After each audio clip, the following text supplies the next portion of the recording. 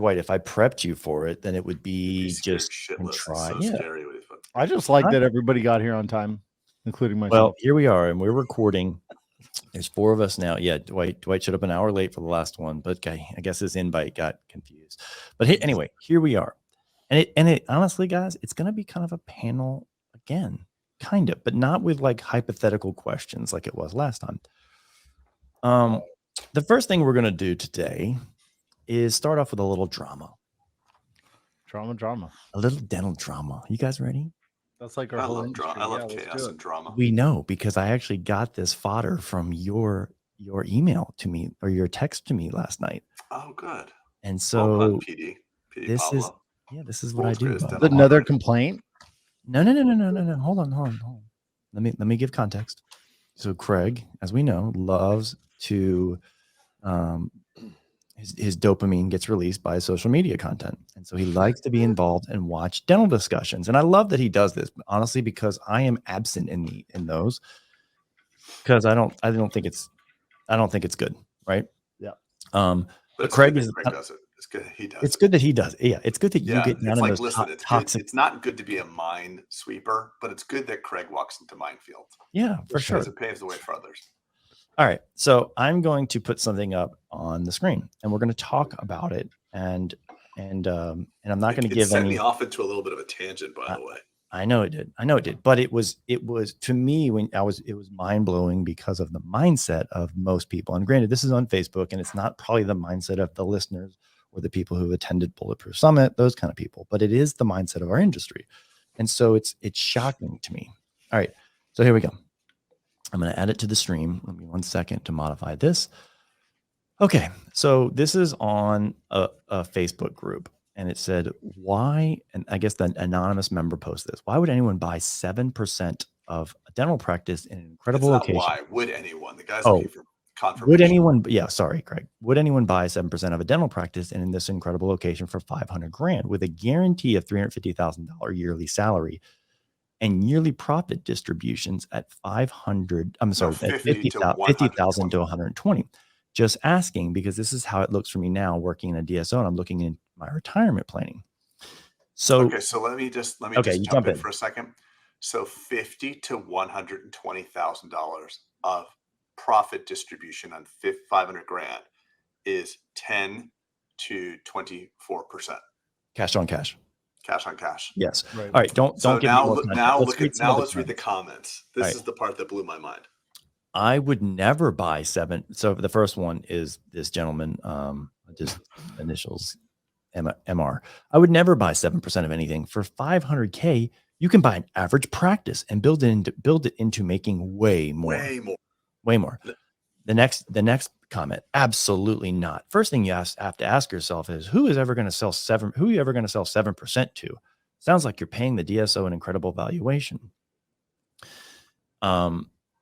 It just keeps going, right? So like the best part here, why would anyone buy a dental practice for $7 million? Heck no. You can buy the whole dang practice for $500,000 and not have to give any equity to anyone. Is this real life? Why would you pay them to be your associate? Is the practice worth $7 million? That's what the valuation is? Sounds like a ripoff. And then she proceeded to say, the practice shaped like a pyramid, isn't it? Like, and so there's this gif of someone saying like, this is a pyramid scheme. All right. So anyway, it keeps going and going and going. And finally, I'm like, oh my gosh, like I'm just getting blown away by the naivety of. Wait, one more, by the way. Okay. $7.1 million valuation for one location. If someone tried to offer me free ownership of 15%, I would run, or I ran from. Yeah. Math doesn't make sense. What math have you seen? The math doesn't make sense. That's right. Doesn't make sense. Someone said the math doesn't make sense. If you're listening to this, right, it's a little hard to follow along, right? Because the YouTube version is better. I've got the screenshots up of the actual phone screenshots that Craig sent me. So finally, I'm reading this. I'm like, oh my God. And Craig, you didn't tell me that you had responded. And then when I saw you, I was like, oh, here it goes. And I saw Craig's comment. Oh, it's Craig there he is. Yeah. Yeah, here he is. I wrote he's surprised by the unanimous response to this question. Does anyone who answered own any stocks? Thank you. What percentage of the company do you think you own? If you invest 10,000K in Tesla or 10K in Tesla and it grows to 100K, why would you care if you own 0.000001% of the total company? It's about return on investment. If these numbers are being represented accurately, a 10 to 24% return on capital is epic. Additionally, the capital appreciation isn't being considered. If his equity grows over time, that's an even higher rate of return.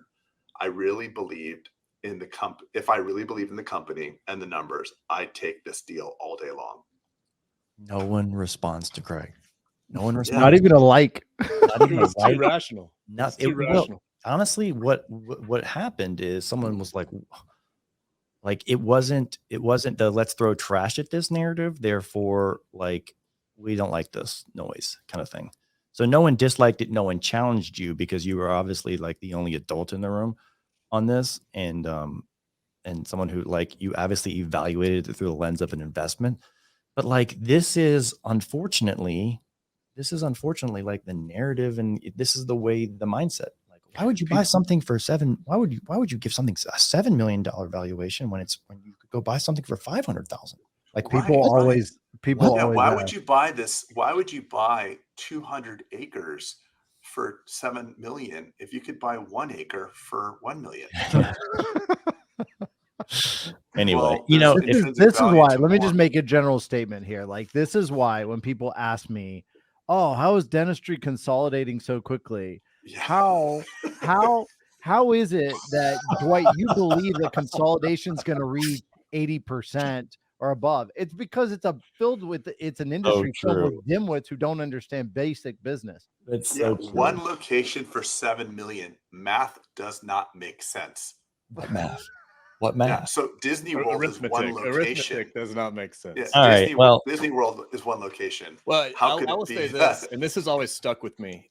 An accounting firm came to our fourth year class in dental school, and I'll never forget this statistic. They came up and they said, of the dentists that approached them at wanting to retire, the average dentist has $400,000 in their retirement.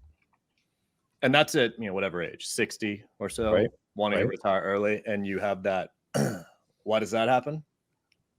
Because of math like that, or thoughts like that. All right. So Isn't look, that scary though? It just scary. shows how, It is.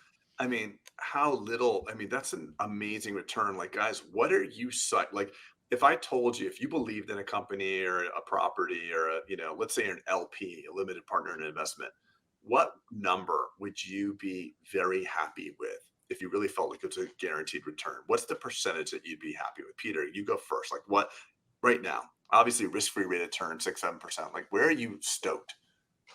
if I were to take some dry powder and deploy it, where would I be happy in? Yeah, 11%. I'd be really happy with 11.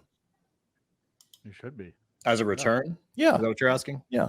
And I think in today's market, like, that would be, that you could find that pretty 10 or above. Okay. By the way, Peter just texted me on the side. Don't be a rookie and use the right microphone. change it off. These are the love messages I get from Peter. You happy?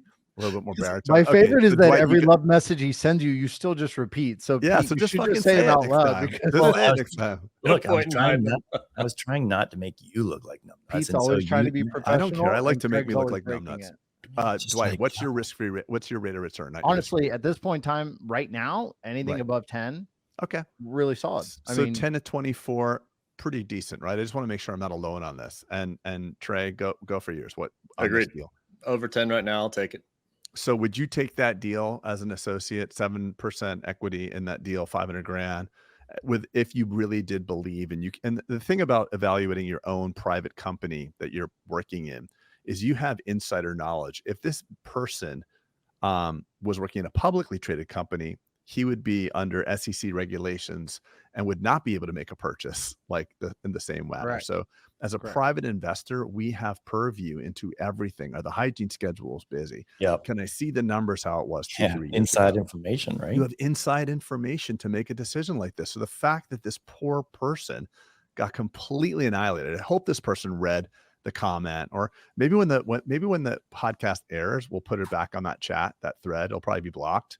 but I just feel like this poor person's getting such bad information. Like, maybe it's not a great deal. Maybe the returns aren't, they're juiced, or they're not as good as they are being represented.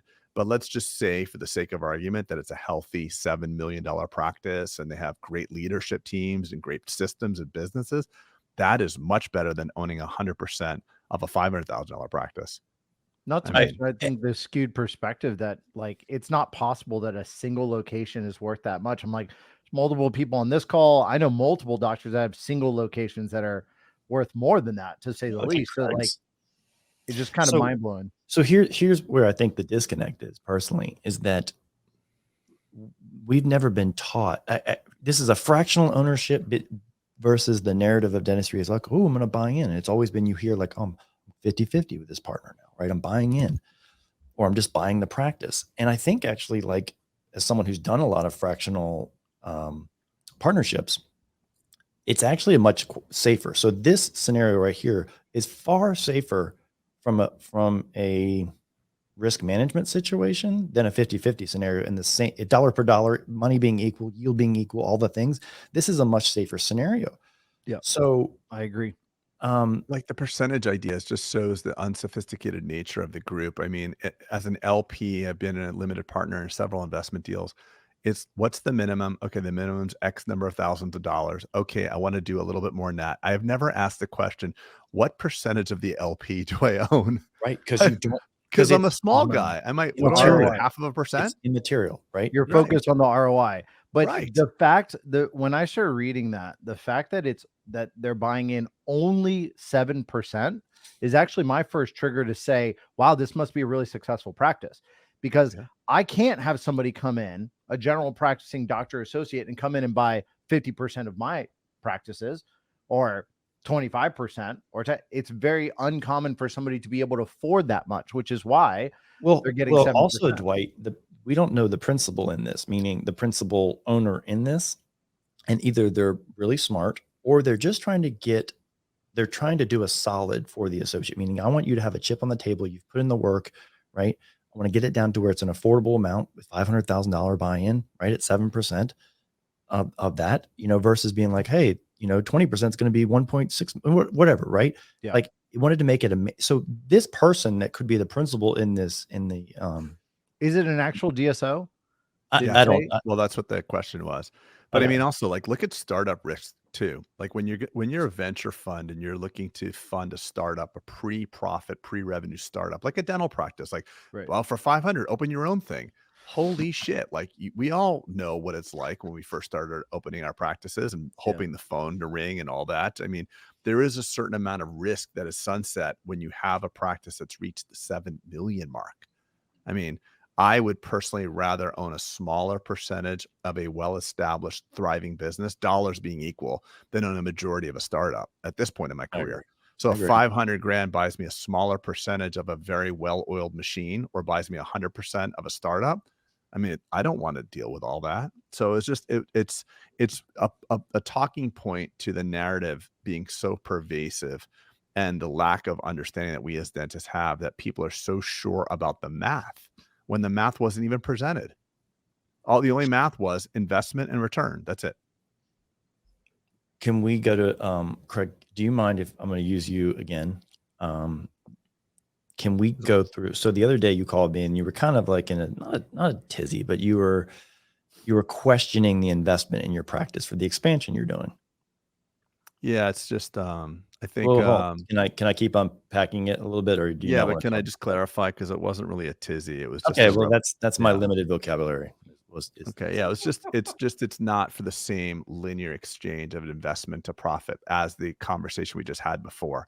Right. 500 grand, 50 to 120K in return. That's sexy as hell. Well, when we had here's where I'm going with this. We actually just had a comment on YouTube from someone who was like, hey, I really like that, the 4 things, the way to evaluate an investment. And I was like, oh, that's cool, because Craig and I actually, like, not recorded, had a conversation, and we kind of just went through that, right, to help.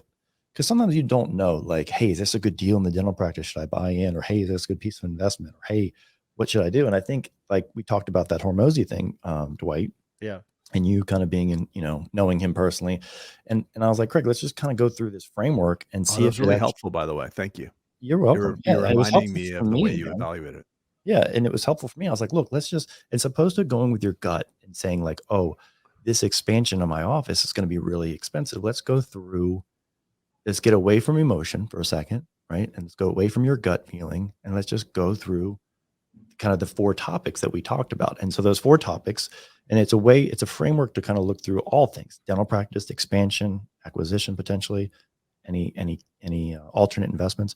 And so the first thing is yield you're going to look at. The second thing is the appreciation of that investment or the appreciation potential. The third thing is the downside protection. What downside protection do you have? And then the fourth is what tax efficiencies is this investment going to produce? Okay. And so Craig's expansion is very large. Well, I should say the price tag is very large.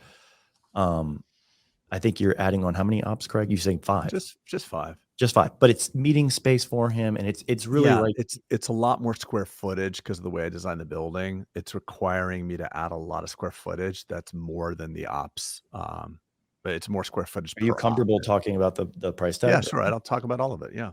Okay. Well, tell us how So much is it's the quote? well, so my space is going to be 10 years old coming this December. So my belief is that dentistry is more like retail than healthcare, and it needs a refresh. I don't think my spaces they need to be updated, and there's different things I want to do from a design standpoint.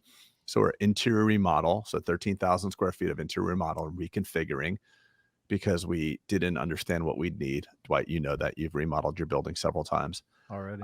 So we're going to have dedicated doctor spaces, a lot more administrative spaces. It's 3,800 square feet additional. 5 more operatories are going in there. We're building a lab. Our lab right now is maybe in 600 square feet. That'll be 1,200 square feet. And the price tag's probably going to be like $4.5 million to do that.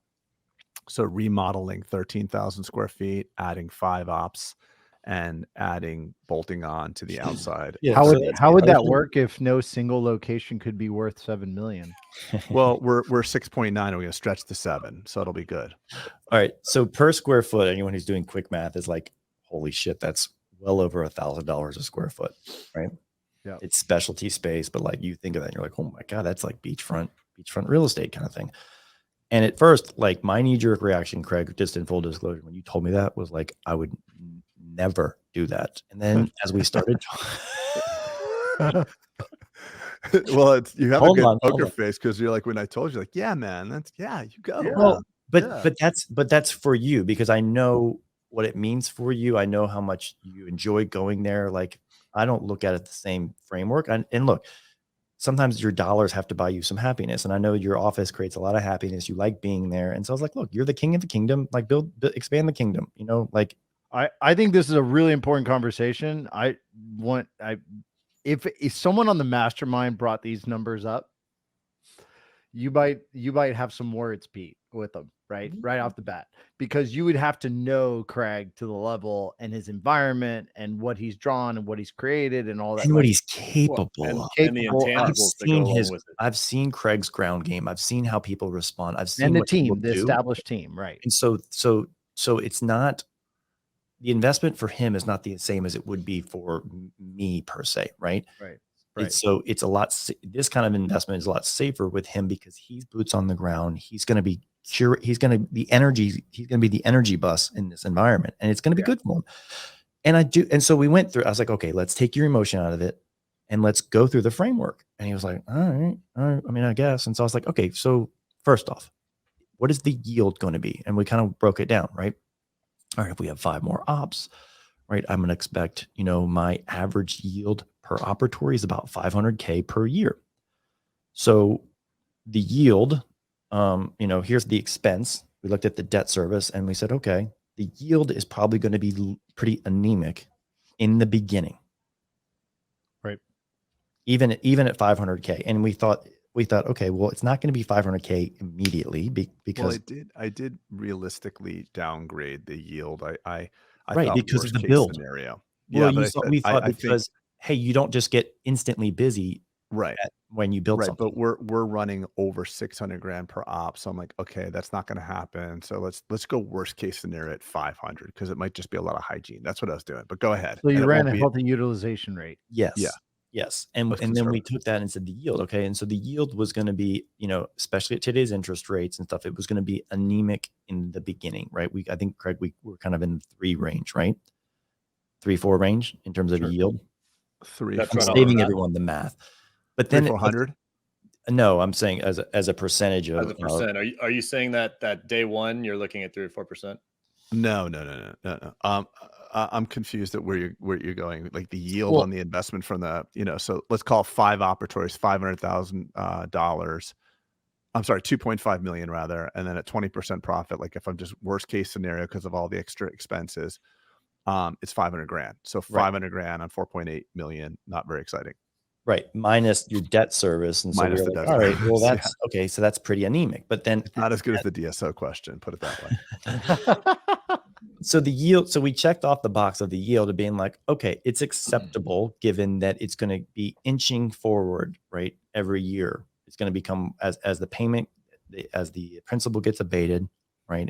In this environment, it's going to be a good investment. And it's going to be increasing year over year, as well as the second point, which is the appreciation. So inside this his ecosystem, right, bolting it on to his already existing practice, he's able to kind of have appreciation instantly. So we were able to check that off. When I say instantly, I mean meaning that a dental practice real estate is very valuable, right? Because you have long-term leases, you are dependable tenants, right? Whether it's him or his son or a DSO or a corporate thing, whoever owns Spodak Dental next will have a very predictable asset, right? It's the same reason that Chick-fil-A's right now are still selling guys for 3.5% cap rates. It's crazy. Right? Even though you can get more in a T-bill, you can get more yield in a T-bill. And by the way, as a triple net investor that owns a Chick-fil-A, there's no intrinsic value of owning a Chick-fil-A. Like a Taco Bell is still going to pay their rent. They're not going to likely go out of business. But why is a Taco Bell less valuable than a Chick-fil-A? It doesn't Right. matter. You don't get a percentage of your sales. The fact that You don't own part of that Chick-fil-A. Yeah, just because they have a line around the corner, your real estate is still the real estate. So it's funny, these other intrinsic qualities that make people like things outside of their quantity. Okay, so we like the appreciation over time, right? Like the building, the rent was going to be increased. Oh, he froze.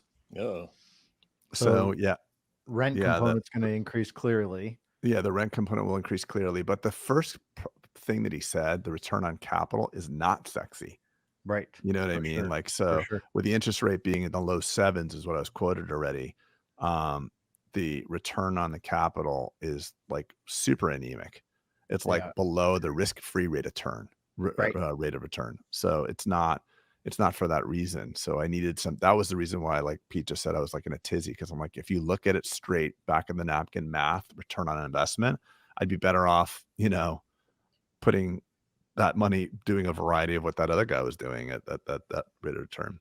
So, but I think the thing that pushed me over the edge was the idea that I'm going to do a cost seg, of course, and cost Right. segregation analysis. course. So my tax burden is significant right now, and it eats me up because, I know that our debt is $100,000 per person for the country.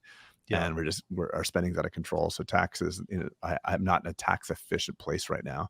So doing a cost seg and offsetting the taxes is another compelling thing. You're going to have about like what, $1.5 million? Yeah, I'd say like a cost seg third, right? potential. Yeah, I'd say about a Yeah. third. But Yeah. the biggest thing, and what my buddy Michael really helped me with, and Pete just kind of crystallized it for me, is like, listen, we always say in business, you're either growing or dying. There's no coast. And as a retail establishment, which we all are, we all run retail establishments, we have to innovate or die. Right. And regardless on the back of the napkin math, return on investment, regardless of the tax efficiency, I have to do this. I have to reinvent. I have to keep pushing forward. And it's an interesting time for me because I'm, financially a little bit more set. and it's way out of my comfort zone to reinvest at this magnitude. But I think, and you guys have done refits of your existing facilities. When you invest and you invest in a new facility, like when you jump to your big building, Dwight, or Right. there's an energy that's created and it winds up, driving the overall organizational profitability. I've seen that. I think there's studies to show that. But I wondered, let me ask you guys, what looking at these numbers, you've just heard it for the first time. What is your gut reaction? And shoot me straight, like honestly. I want to go to you first, Trey. What do you say? Because I know in the past, I think you've had mixed emotions about it. No, I have always been a pro for that. If you're talking about it in a vacuum and you look at nothing, a linear progression of the investment from the number, yeah, it looks anemic, but that's not how things work. And especially like you said, you're at a place later on in your career where things are different for you. So there's intangibles and there's the ability to you're accelerating, you're getting off zero, you're going to gain momentum, and then this is going to gain velocity. So although you may take a step back, you'll take 2 steps forward long term. So the yield will do nothing but increase. And that's just one of these 4 ways to evaluate this investment. So I'm all for it from that standpoint when I see that type of. But you wouldn't do that. You would take So, that money and buy 3 other practices, wouldn't you? yeah, I would invest it differently, but that's because of me. That's But what I would do too. that's how I would create my yield. My thoughts with regards to this is, yes, there's going to be initial tightening on that yield that you're going to be looking at, and it's going to stair step. You're going to see that. The next component is, of course, clearly there's going to be appreciation benefit, but because you're later on in your career, the 2 biggies for me are, A, you must have some level of tax efficiency. I mean, these days, the decisions for me making, That was the building, last part of it, Dwight, that we right, were going to do, right? right. Right now, the biggest components that hit me are, it's not an abnormal for my tax strategist to call me and be like, hey, you better build another building before 2024, because that's when you're going to start paying more tax again, or things to that degree. Those are the 2 pieces where you do really well, which is downside protection is massive for you. You have a team that is ready to take on and is actually specifically very well built for a single location hospital, right? So adding to that, it's less, and I'm not saying that they're not capable of it, but it's less capable of jumping in and saying, we're going to go buy 3 more locations. Like, the influence that each individual has in your leadership team and all the way through your structure to add 5 plus benefit, more square footage for some of the activities that you're doing to build on that team and that culture. It's all there. So that downside is there, but the tax efficiencies are the methodology for you to do the project. I mean, you can invest in other areas, but those are the 2 areas that I see works for you. I agree. Like, honestly, you get to a point where the yield becomes almost second. Well, yield is always important, right? But the tax efficiency standpoint of it for you to build, right? For you to spend for and then be able to bonus depreciate, cost seg, all the fancy things we talk about, right? And abate your tax bill is the same thing as yield. Yeah. Well, if you look at it, Randy always does that math. Randy, and real estate professionals are spoiled because the real estate professionals are accustomed to never paying tax. So it's guys like us. Are you classified as that? Yeah, I am classified as a real estate professional, believe it or not. Well, of course you are with your CPA, but we are. So my wife is a full-time real estate. My CPA, God rest his soul, just passed away in April. I know, but you're a real estate professional. I'm sorry for your loss. Whoa. The real estate professional rule is 750 hours of active work. Yeah, in real estate on my real estate portfolio. That's very active. That's very, but okay. Hey. So I'm married to a real estate professional. So we filed jointly. So that's the hack on that for us. But but what I was saying is that, like, when Randy does the math, he always does something that pisses off the real estate people, because Randy says, okay, well, you put in 200 grand, but 35,000 of that you would have had to pay the government. So what's the return on the investment for that 165? It juices the rate of return. It makes it a lot more compelling. But nevertheless, it's tax. It's funny because at a certain point, taxes become very real. if you're successful, it's a very real Absolutely. problem you have to solve for. I Meaning think that's ahead, the Mike. thing that triggers your emotions. I mean, many times when you get to a certain level in your career, you're mostly making those decisions based on, whoa, I don't want to pay that much in tax. Right. I want to create more business. I want to, but that's a typical delineation. But an operation of your size, especially if you're adding 5 more ops and adding $4.5 million in more debt and all these other things, it will create an environment that will circle to the front where you will have to create fractional ownership opportunities for your team at 7% or 5% to Or start buying 2%, into this or process, 2%. or 2%, whatever. But the point is that it literally, you're creating something beautiful you already have, you're adding to it.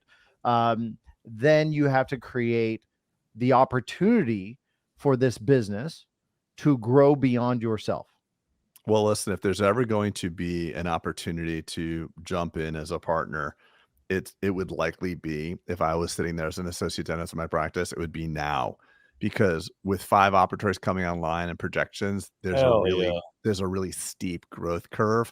Whereas maybe in 7 or 8 years or 10 years, yeah, maybe 8% growth, but not like double-digit growth. It's 'Cause that inside information you were just Yeah, it's talking inside about. baseball. Hey, I know we're about to expand and Yeah. grow, but I'm not going to get. It's I'm like not gonna Nancy get, quote, Pelosi unquote, kind of like charged for. I'm not going to get knowing charged that for. like we're going to invade Ukraine or something and buying a whole bunch of Raytheon. Craig, I appreciate you letting us go through that. Here's my point. I'm going to land my whole point of why I wanted to bring this up. Is that for so long in my career, I made decisions. I talk about this a lot. I made emotional decisions, and I was right sometimes with the gut, and I was wrong sometimes with the gut. Probably wrong a lot more. Having a framework to evaluate it, and then having someone that's a confidant, right? I was able to kind of, you were kind of able to use me, and I vice versa, and and I would pick up the phone with Dwight and Trey. But being able to go through this with someone and kind of just evaluate it from where's my upside, where's my downside, where's the side, what am I not seeing, is just really valuable. So I encourage the people listening to use a framework when you're evaluating something, whether that's, hey, do we hire an associate? Hey, do we need another assistant? Hey, do we need another location? Don't just go with gut decisions. Use data and frameworks to do so. And on top of that, not everything that counts can be counted. That's one thing. So you all spoke to the intrinsic benefit to me and me being social and wanting to be at my home base. Yeah. But the other factor is at this particular moment, we have a patient accommodation problem. So we're stacked, our doctor team's complete. We got a dozen doctors here, but a dozen doctors to feed everybody needs a commensurate number of hygienists to feed them all. I don't know if that's 1 or 1.5 or 2, but it's not 0.6 hygienists per doctor. It's not that. We know that because the hygienists, like a lot of our masterminders will say, I need more marketing. Well, great. When's the first time you can accommodate a new patient for a hygiene? Oh, 4 months from now. Then they don't need more marketing. Right. So hygiene to me is the rate limiting step. So if all 5 rooms are 5 hygienists, that would be freaking great with me. Be amazing. It'd be amazing. You kidding me? 5 full-time hygienists in 5 rooms, nothing else added but that. Where is there more fertile ground than conversations in a hygiene room? Right? Period. That's it. Period. So that's really the compounding effect, because how do you measure that? 5 ops, how do you measure that? I just think that the only thing I'd add to the bottom of the list here is as we look at these investment options, clearly this fits not only who Craig is, but his clear vision and the team he has and all those things. But not everybody's making these decisions with an established team and a massive career and, where he's going to dive into it. So I would just say, what's the alternative investment? What else would you put this kind of money in? Oh man, so many for me, bro. Right, but that's why I'm asking you. That's hold on. That's the reason why I'm in this pickle. Put a pin in this because I'm about to shift it to me. Okay. So I want to put a pin in this because Dwight, going back to, I know you're going to say acquisition could be, or real estate, or alternate investment. There's so many. I want you guys. I'm about to put up a PDF on the screen of an acquisition I'm looking to make, and I had to simplify it because I didn't want to do a data room, right? So I had to put just one sheet on there. And so I want to go through and have you guys ask questions. I'm not going to give you what the purchase price would be, but like kind of going through another one at the end. We realize it to you. You mean, you mean that is when we went worth through the $150 million. Oh, wait a minute. That's me, motherfuckers. when we went through the term sheet? Yeah, I was saying? kidding with you. I'm joking. That was great. Yeah. All right. So I'm going to Scribbling's not. I wanted to protect the innocent, Dwight, because obviously I'm under NDA of this information. And yeah, well, you better block Still it out with legible. something other than a highlighter. Still very legible. No, it's Still very not. legible. It is it? Yes. You need a new computer monitor. Yeah. No, I had to put my Maybe not spectacles use on. yellow and red next time. Yeah. I am Try going black. to block it out with black. a highlighter. Black's real positive. Let me highlight who. Yes. highlighter. You can still see it. What a rookie. Crops the What screen. a crops the rookie. screen, it's Yeah, fine. do the little black eyes thing. I don't know how to do that. Well, take it All off right. the Well, screen. I'll tell you what I'm going to do. I'm going to post edit this, and we're going to get someone to. So we're going to keep rolling with it, even though I just showed my rookiness. I thought I was scribbling out with efficiency. No, in post edit, we'll put over the we'll put a blackout. That's what I'm over it, so saying. the whole thing Greg. is funny as We're fuck. going to roll Perfect. on Okay. because I want to use this. So don't Do you have Try and something use that the has same color as the percentages, by way? actual print. hold on. You both of you guys were talking at the same time. Do you have I something? said that try has and use the same color as the actual print. Do you, That would've been good, I Dwight. think we've beat the highlighter joke That would've been dead good. now. Let me ask you: do you have something where it shows percentages, so we can I look do at not. payroll? I do not. But you can do quick math because look right Sure. here. Look at the income, right? It's a million, so it's everything is a A percent. million, yeah. Well, 1.1 essentially, right? So you can almost just do quick math. All right. So don't say the name, even though you can read it. We're gonna get rid of this in post. The name. Okay. So go through this and go ahead and ask questions. Can I go first? Please. Okay, so I'm presuming single doctor practice. Correct. Okay, so net profit $448,000. Will he be willing post sale to work for free for you No. as he works free for himself? No, the cost. So, okay, great. Okay. So if those of you listening, I'm showing kind of just a basic ass P&L where it's showing 1 year and then the trailing 12. And so essentially what we're looking at is a practice that does about $1.1 million. The net profit it's showing is about 464, right? Because it's single practice, like you're alluding to, Craig, right? The doctor's cost of labor is not included in that. So this is the fatal flaw that a lot of people do when they look at practice for evaluation is they're like, wait, so this would be what you could expect if you bought the practice and you became the free labor, you could expect the return of 464. So the doctor, so great question, Craig. The doctor produces about 830 of this. Okay.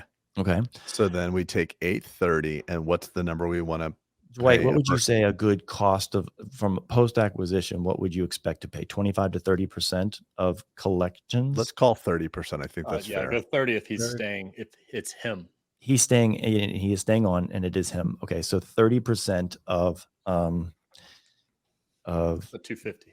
about 250. Okay, right. So that's going to leave. We won't look at all the other fluff. Like we have a spouse on the payroll. There's probably some other fluff built in from an EBITDA perspective that we could back out and that are owner benefits that we could back out of this, right? Because I always say the purpose of a P&L for your tax standpoint is to make it look like you made as little money as possible, right? The purpose of it when you're trying to look at EBITDA is make it look as much as possible because that's the direct benefit. So let's just we'll keep it as the numbers. Okay, so 464 minus 250 leaves about 214. About $214,000 of entrepreneurial profit. Okay, which sounds great. Okay, so 21%. if we're assuming that is our EBITDA, before I go into debt service and things like that, what would you guys think would be a fair? Now, this is a rural practice with pay. Look at the advertising; they spend $500 a year in advertising. There's zero website. Okay, tons of capacity. The real estate is for sale as well. You're buying it from me? What? Buying it for you? For you? No, from me. From me. What do you mean? It's like your classic rural practice. Yeah. Okay. So Trey feels like you're taking a page out of his book, is what he's saying. Yeah. Well, Trey, I have rural practices, You right? do. I know. I Okay. know. All right. Just making sure. Okay. So what would you guys expect? A Now that good we've got deal to a bad deal? I'd say a good deal is 3 or 4 times. And then a do bad dollar deal. amounts, don't do turns. Don't Yeah, do sorry. turns. 630, 650 is a really good 600, really good deal. And maybe $1 million is a bad deal. $1 million. So the range you would say is an acceptable good deal. You would move forward. No Yeah. other And data. also I want to point out the unique opportunity that you have Hold on. in that Hold you on. have Hold on. doctors. Times. Don't go there. Don't go there yet.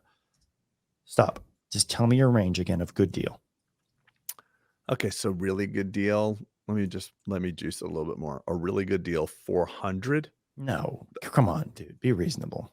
Yeah. to No really practices. upper end of really good deal, 700.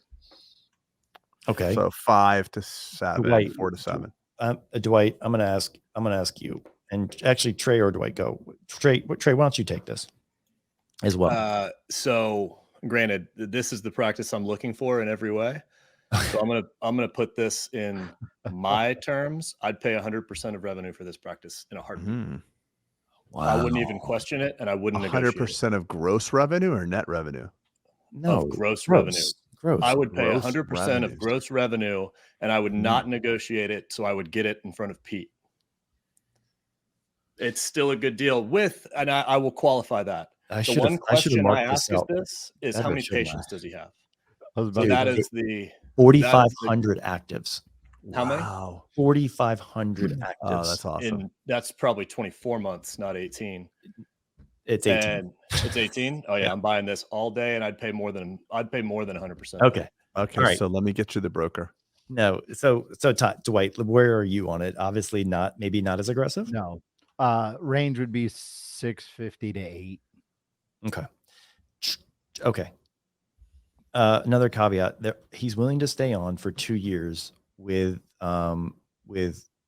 anniversary club rewards, meaning so like if it's yes, thank you. How old is he? 57, 8, no, 60, 62 maybe.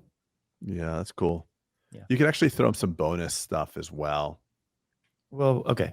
So what you were about to say, Greg, and that I stopped you is I just wanted to keep the range. And I think there's more fluff in this. Like I said, I think there's more juice. I think the actual normalized EBITDA would probably be, at this rate, would probably be I think I calculated it right at about 235,000, right? That'd be the entrepreneurial profit. So now we take 235. And now, what do you think debt service is going to be on that? Well, what's your purchase price, bud? It's going to be a little over 10 grand a month, assuming nothing down. All right. So nothing down. Let's assume an $800,000 purchase price. Okay. You are right, Trey. It's roughly about $9,100 a month. Okay. So what's 9? What's 9? Let's just call it 10,000. All right. So 10,000 times 12 is going to be about $120,000 A month. a year. Right. Yep. So we have our entrepreneurial profit. I said at 235 minus 120 is the debt service. Right. And so return after principal, after debt, right, will be about 115K a month. I mean, a year. Obviously that's good. I mean, it's going to be a lot of hard work, right? Integration. So 115 on what purchase price? I'm sorry. 800. Okay. Which would be about a 4, right? Which I think is probably where the still deal better is. to do the 7% deal, by the way, for that guy that's getting his ass kicked Well, on come Facebook. on, let's not get let's no, not. I'm just saying. Yeah. Okay. So 12% return. Still great. But it's not. Yes, it's 12% return, but there's zero cash in this. Meaning, I'm putting in zero cash in this, so there's a lot of leverage, from a debt. So, okay, so now you have to ask yourself, like I eventually this practice I've been kind of ideating about for a while. Rural town, can I do it? Is it worth the squeeze? And I was evaluating it based on just 115, 120 divided by 12. I mean, that's about $10,000 a month. That's a lot of lift. Right. But then I talked to my banker, who I encourage everyone to have a great relationship with your banker. And if you don't, they are really your advocate, and they're the ones that are going to help you determine safe leverage amounts, right? Because they're invested the same way you are, right? They don't want you failing. And so we kind of went through it, and he's like, honestly, Pete, he's like, even if you made $0 on this, I would, meaning from a return after debt, I would still say you should do it. And Trey shaking his head, because immediately that's where Trey's head went, right? Where are you going with that all day, Trey? Unpack that for someone who may be like, what are you talking about? So first off, I'm gonna preface that with, you and I have multiple locations. This is a wheelhouse in terms of rural and what you're doing. It already fits into the model. You have arbitrage in regards to the number, the EBITDA, and you don't have to, it doesn't have to make money now. It's a Craig. 3% right off the bat, but down the road, he's invested in it. It will drive him forward over time, and that number will dramatically increase. The other issue here is patient flow of $4,500. I walk in and that $1 million top line becomes much higher very, very quickly. So now your $0 on the get-go is no longer $0. You've just created much more revenue, much more profit. And how much an increase in enterprise value. Correct. Right? Which is where I think you're going. That's the true arbitrage. That's the true arbitrage, right? So in this ecosystem, an acquisition, we're saying 4. I know that, like, I know, and because I've had, obviously we've gone through my term sheets that Craig was saying. I know inside mine, it's a 10, right? So there's arbitrage when you get to a critical mass. But let me explain that to everybody. I'm sorry, just to make sure people understand what you're saying. Meaning you're paying 4 times EBITDA for a practice that the second it's underneath your umbrella and your holding company with your other practices, it's worth 10 times EBITDA. That is the arbitrage, meaning the ROI right off. But yes, after integration, after economies of scale, after some blah, blah, blah, right? It becomes that. And actually the economies of scale, I think there's more juice in that, because there's economies of scale. When we say something like that, it means, hey, I could probably take some of these line items, like this lab, because I'm building a lab, and maybe I can lower that lab expenditure down. These merchant supplies, right? These merchant fees, he's probably not using merchant cost consulting like, we do, right? And we have kind of so there's some squeeze, and every dollar that you go in and save adds $10 of enterprise value to me under acquisition, right? So I guess we're all saying, I really genuinely wanted you guys to evaluate it, because sometimes I think I get caught in my own echo chamber. And I'm like, is this a good deal? Right. I went through kind of the same permutation Craig did of like, man, should I build this? Should I not build this? And so I appreciate you guys letting me go through this. I think it's a relatively clean practice, is, generally speaking, like what we're talking about, but understanding the ROI at an enterprise level, it's a slightly different conversation for this is my first practice, I'm jumping into it for the first time, or it's my second practice and I'm too far away from it, but I've never purchased a secondary practice. My existing practice is great and I can't clone myself to be elsewhere. But generally speaking, for your situation, it's the same conversation as what we just had with Craig, which is like, this is completely your wheelhouse. And more importantly, it's not only what you're comfortable with, it is what requires your enterprise to grow. It's what I was built for. You're exactly right. Yes. And it requires your ability to get up every day and say, great, I'm still moving in momentum forward. And so progress is going to be more important. And so same thing's going to happen to Craig. Now, obviously the final question is comparatively speaking to other investment opportunities. When Craig and I had this chat about his expansion a while back, and was with Erica as well, it was that same conversation. It was like, but what alternative investments could you put in? And are you in a place in your life where you could take on that load? You remember what it was like to build a new building, to do that, to expand it. What do you personally want to be outputting again? Because Craig has enjoyed a life of not having to be in the office as frequently. It's going to take more of his interaction all of a sudden. Same thing for you, Pete. You and I have seen deals throughout the country, and sometimes we're like, it's a little far. And then how much am I going to grab somebody from my team and move them there for a certain amount of time? those are the things that get slightly in the way. And so, you know, I'm intrigued both from that perspective. I don't know enough about this office to say, hey, exactly where is it located? How does it It's fit all those about things? it's about a hour and 10 minutes from my house, right? So Is it on your geographic way proximity- to? Is it on your way to the lake house? it's the other way, Craig. So It's south. south, yeah. And then, and so the same question goes to Craig, right? Like, are you in a place in your runway? Like all the conversations we're having now are mid to latter 50% runway of your career decisions for both of you, right?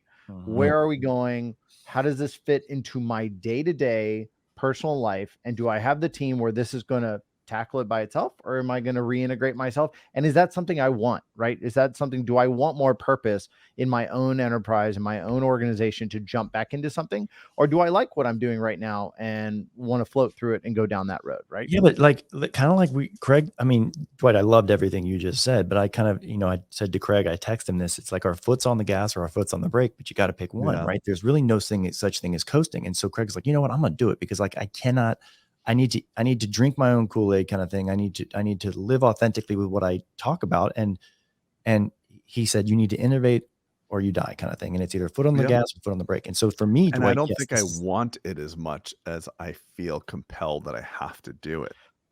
But you could invest in multiple other things and develop that whole side of yourself. Craig, and are you being pursue pulled that. to it or pushed to it? You feel It's like? the definition of growth. It doesn't have to be linear in that fashion. Yeah, you could do other things with that too, and still being growing as opposed to dying. I could tell you to answer that question, Pete, that you just asked. Am I being pulled or pushed? I always use this as well. Like, is it a calling or is it something you have to do? The first time around was like being pulled to it. Right. Because what's different now, and I tell this to you guys like offline a lot. You know, when you're startup mode, when you haven't really made it, you have an obligation to take 10 cents and try to make it into $1. And I think there's a certain point where money is just a way of keeping score once your basic needs are met. And there's no, and you know, like as Seneca said, not wanting something is as good as already having it. There's nothing I really want in my life. So there was a lot of desire for entrepreneurial freedom early. Now I have $1 and I'd rather take $1 and make $1.15 out of it versus 10 times it. So it feels a little bit more risky to me than the passive opportunities of investment that I have. There's been wonderful things, you know, it's amazing. You buy assets and you have them for 15 years and one day you wake up and they're paid for and they're producing cash. It's like crazy. What is and the that's bank? where I am right now. What is the bank requiring that you put in, or they using equity in your building? I'm not going to have to probably put a whole lot of cash down. The rate is what's concerning. It's 7.2. Oh yeah, so that's where my rate is actually. I got the quotes on it today. I didn't bring that up. I just gave you the estimated monthly payment. But 10-year terms are looking at about 6.7. My banker, he sent me a list. As I go down to a 5-year with a 10-year AM, it's about 6.5. So anywhere between, let's just call it 6.5%, right? Yeah, that's a good rate. I mean, I don't know. Right when I talked to him like a week ago, is it like 7.2? I mean, I want to discuss what you just said, Craig. If you don't mind, I want to ask very clearly. So you said it's very specifically the rate. So if I told you that tomorrow you had associates in your practice that were going to buy 30 to 40% of your practice and pay you cash on hand, $4.5 million, and you took that money and you loaned it to the business to build this out, and you paid whatever rate you wanted to yourself, and all that money was coming to you, would that change the dynamic and the desire for you to expand your building? Meaning it's not going to a bank, it's going back to you. Let's say you're selling out a piece and you know you're going to grow that enterprise even larger, almost like the pie is bigger. I'm just curious if it's really the rate. It's not really the rate. It's not. It's not really the That was awesome, Dwight. That was good. Thank you. It's not the rate. At its core, it's a there's some risk. There's risk involved in that type of a loan and that type of magnitude. And I'm just getting to a point where I am set up. I'm comfortable. Exactly right. It's out of my comfort zone. Dude, that's all it is. This could set your thermostat, like you always say, this could set your thermostat a little too high, and you like to be at 71 degrees. Yeah. Well, like it's not Craig the and I thermostat last of talked, potential. well, when Craig and I last talked about this, and this was a while back, it was probably when we were in Cabo, or I don't know where we were, but it was one of those conversations where No, it was in Park City. And it was one of those conversations where I asked him, I was like, yeah, but your other investments that you're putting into, you're sounding excited about this. You're talking, you're enjoying that. Not to I'm gonna mention, enjoy the shit out of Dude, it. he's gonna Yeah. love it. you were I'm gonna developing love it. relationships with other individuals that you really enjoyed that were outside of the realm of dentistry. And it was teaching you more on how to think as a businessman, alternative investment guy, all those other things. And that is also bringing good ROI to other Yeah. individuals. You're coaching And it's good for individuals the on that too. doctors here. You know, you talk about Right. contemplation of partnership, for the like patient base. for the patient base, for the doctors. Yeah. Listen, I'm doing it. It's 100% committed. I committed, you know, over a month ago. I was just kind of airing, you know, I do that. I ruminate on things. And I'm like, is this really good? I want to pressure test again. I But you sunsetted this. should do that, Yeah. right? Because you're not just like you should diligence. ruminate on it. Yeah, that's exactly right, Trey. It's your own internal diligence, and you should just be like, oh, whatever, let's just see what happens, right? Yeah, I've done That's that before. those are the people that unfortunately go bankrupt rather. Okay. Cool. Any closing thoughts on this? I'm going to go to something fun and then we'll wrap because we're at 55. I was hellbound determined to make this under an hour, but whatever. Not a chance. Any closing thoughts on anything we kind of talked about? And then I'm going to go to something fun. No, That's good, Yeah. man. that was good. cover. That was good. Thank you. And thank you for going through that. I'll be under contract by the end of the day. I'm just kidding. I already wrote his name down. You're Do it. That'd be great. Trey doesn't care if it's on the other side of the world. I got a better deal. if you Next week, if we'll that, be no happens, Trey. What happened? if Nothing. that happens, honestly, I'll just be like, God, I respect the hustle. Like, Yeah, Yeah, do it, do it, absolutely. do it. Trey, Absolutely. do it. That'll be awesome. All right. So do you guys are you guys fans of like Andrew Huberman? I like Dr. them. And Yep. Tia and like right and like Yeah, I'm and- reading Tia's new book or Tia's new book, Outlive. Yeah, that's supposed to good be unbelievable. By the way, apparently it's pretty big though. But it's pretty awesome. I'm not reading it. I'm listening to it. Listening Sorry, to it's it. audible. Sorry. In full All right, disclosure. so there's when I this, say reading, that's what I mean. So like Greg, you have a thing that's like success leaves clues, right? And so I found this website. Let me present real quick here.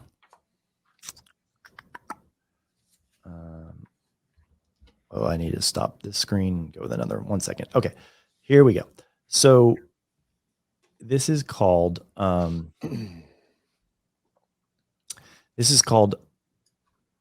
Routines. Routine.clubs. Okay. And so it's talking about, Andrew Huberman and this guy who I follow on Twitter, Andrew Wilkinson, right? And so it just shows you like their routine. And it's like for people who want to be like, hey, can you just like show me like this? You've already done all the research. You've already done the heavy lifting. Can you just kind of show me what you're doing through the day? Because like that would be a lot easier. And there's some genius behind this. But so let's click on, since you mentioned Tia, let's click on his routine. So what they've done is they've unpacked his daily routine, the tools and tips for longevity and health span, because that's what he's known for, right? And then Craig, so it's hyperlinked to his book. Oh, whoops, sorry, guys. I should have made this a little bit better. I put it in our chat, by the way, the book itself. There we go. All right. It had the 4 screens. So the book's there, right? With obviously an attribution link. And you scroll down. So Peter wakes up at 4:00. Oh, and all these images were generated with Midjourney, which is just an AI. So basically, like this guy who made this site didn't get pictures of Peter. It just said, hey, show me a picture of Peter waking up, right? On Midjourney. It's an AI image creator. And so it's 4 a.m. and it goes through all this stuff, right? But then it talks about, look in here. I don't think you're showing us that. You're showing the one screen. Really? We're Okay, just seeing the original. rolling. Let me try Yeah. again, guys. Let me try Don't again. be a rookie, Pete. What a rookie. I just I'm thought just it was happy I important. got to return that. No, hey, you know what? It's oh, that's why, Dwight, because it opened on another screen. Now are you seeing it scroll? Right. Yeah, Okay. perfect. Thank you. All right. Because it opened in a new window and I'm looking at the window. Okay. So Yeah. let me explore his routine and then let me go back to this. So now you're still not looking at it. Correct. Yep.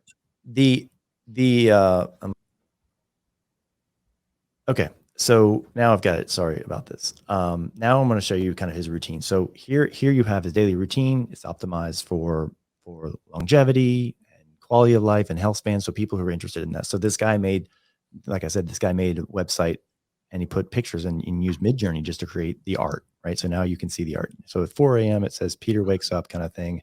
And he has the quotes that are derived from all the podcasts he's been on. Here, there's a link to, hey, and the first thing I do in the morning is I replenish with BioSteel sports hydration, right? Instant monetization from Peter. Second thing is I go into so there's all these links of like 10%, all these things, morning meditation. Here's the supplements I take, my athletic greens, right? Where I'm sure there's an attribution link for anyone who looks at that. Peter gets credit for it, like magnesium. And so it's cool. Here's why I thought this was cool on a lot of levels. Because sometimes when I hear people do stuff, I'm like, man, can you just like, I don't want to hear like the 22 podcasts to kind of formulate this together. Can you just show me the nuts of what you do? Right. It's like amazing. that Brian Johnson guy, you guys have seen him, like he's spending millions of dollars. Biohacker. Reverse. Yeah. Biohack. I'm like, can you just kind of really show me, okay, you're talking about all this, but what do you really do? And so I thought this was just really cool. Right. And so it goes through the whole day, breakfast, what you eat, proteins, fasting, deep work. And it's great because, like I said, that he's has such an audience that like this will be another revenue source for him as people are like, okay, cool. I'll click on this. I'll buy this. And every time you click and buy, you get attribution. He gets attribution. Yeah, that's great. That's I was amazing. thinking, I was like, dentistry needs this, right? Like maybe not to the degree of like this famous influencer like Peter, but like Dwight, I would love to see like, like what are you into right now? What are you doing with your day? Like, how are you spending your primary time? And like, I don't know, maybe it seemed like a good idea to mention this, that dentistry needs this, but Peter's not relevant to me. Yes, he's relevant to me on a health side, but I would like to see someone who's in my space, like what they're doing, who's thriving. Right. Yeah, because part of the problem sometimes is you look at these influencers and you say, well, yeah, if I was getting paid that much to be an influencer, maybe my day would look like I could spend an hour drinking my cup of coffee and meditating for an hour and a half and and so a lot of people would love that paralleling is, well, I'm also a dentist. I'd love to see how that dentist actually can clinically practice and create this world, or I'm a dental entrepreneur or whatever it is. You go down that road, because I think that's the difficult thing, is recognizing that some people are making choices, but it's very parallel to the life that they're able to live. And I think that's the hardest thing, right? And it's just like anything else. I think I mentioned it at Summit and stuff, like a lot of things you're not learning there. You're just auditing, you're getting exposed to it. You're maybe you're auditing what you're doing, how you can improve. Yes. And I think this is a great example of like how you can kind of take information and be like, you know what, like I just need to modify X, Y, and Z. So I don't know. If someone wants to create this for dentistry, I think it'd be super cool. Super cool. That's an ask. Please, somebody create this for dentistry. Well, it'd be neat, and maybe that's too much of a hyper niche audience, right? Like maybe there's not the sweeping distribution like you're going to have on, for Peter or Huberman Lab or something like that. But I think it's a concept that there could be a derivative for us in dentistry, whether we do it on Bulletproof or there's some other, maybe a Christian Coachman, like what's his day look like? What's he doing? Right. Cause I see him on Instagram doing fitness and I see him involved in business. I don't know.